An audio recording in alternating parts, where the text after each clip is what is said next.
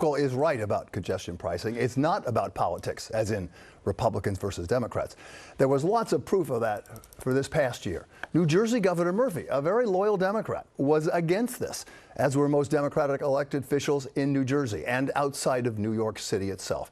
Congestion pricing would be in place for 2 weeks before Donald Trump takes office. And so President Trump might move quickly to try to deep six any federal funding. And while we just heard the governor say the timing is not related to that, the president-elect did take a different stance today, one without much proof. He said, quote, "It will be virtually impossible for New York City to come back as long as the congestion tax is in effect," end quote. Eyewitness News reporter Stacey Sager continues our coverage, digging deep with more reaction from Carl Place in Nassau County, Long Island. Stacey?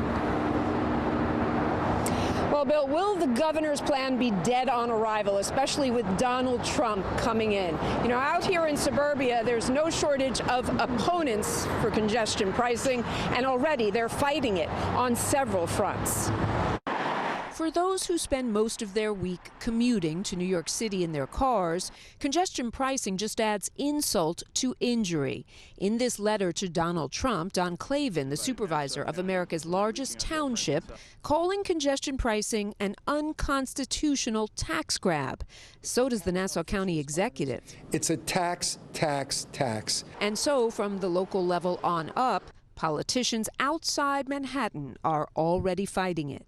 I was on the phone this morning with our attorneys to see if there's any temporary injunction we could see relief in federal court to stop this. From the courts to the committees in U.S. Congress, where outgoing Congressman Anthony D'Esposito vows to use his last legislative breath. I'm going to utilize my position on the Transportation and Infrastructure Committee to make sure that no federal funds are used to implement congestion pricing.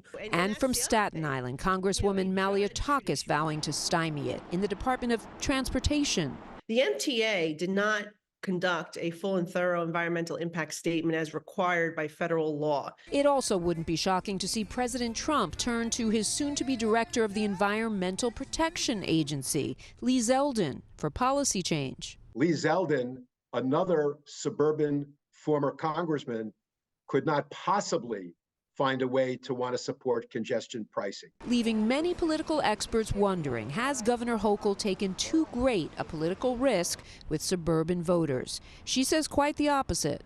People who live in Suffolk County, Nassau County, Orange County, Westchester County. I have a responsibility to them to make sure that this system is working. With a plan that could run out of gas before it even starts and face political pitfalls down the road. This can't help her with the suburbs, where even if it's the greatest policy since sliced bread, it's not very popular. And that's putting it mildly. Already 9 lawsuits challenging the governor's plan. Today she says she's not at all surprised by any of that. She added that she doesn't always choose the easiest path, but she believes this is the right one.